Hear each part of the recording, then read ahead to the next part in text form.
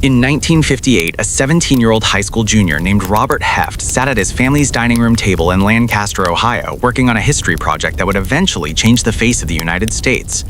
At the time, America only had 48 states, but rumors were swirling that Alaska and Hawaii might soon join the Union. While most of his classmates were writing essays, Bob decided to do something bold. He wanted to redesign the American flag to fit 50 stars. He borrowed his mother's sewing machine and took apart an old 48-star flag. Using iron-on patches, he meticulously arranged 50 stars in a staggered pattern, 5 rows of 6 stars and 4 rows of 5.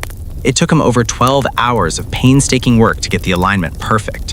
When he proudly handed it to his teacher, Stanley Pratt, he expected an easy A. Instead, he was met with total disappointment.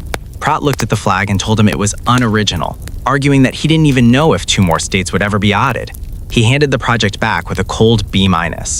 Bob was furious. When he confronted his teacher, Pratt made him a sarcastic challenge. If you don't like the grade, get the flag accepted in Washington, D.C., and I'll change it.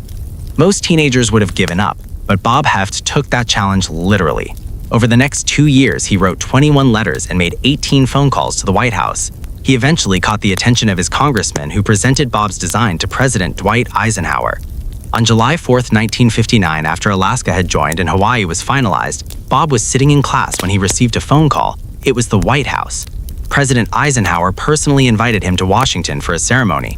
Out of 1,500 designs submitted by professional artists and historians, the president had chosen the high schoolers' 50-star layout.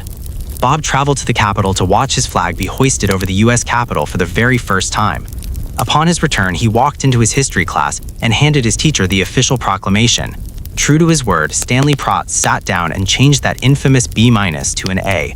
Bob Heft's unoriginal school project became the longest-serving flag design in American history, proving that in America, you're never too young to make your mark on the nation's heritage.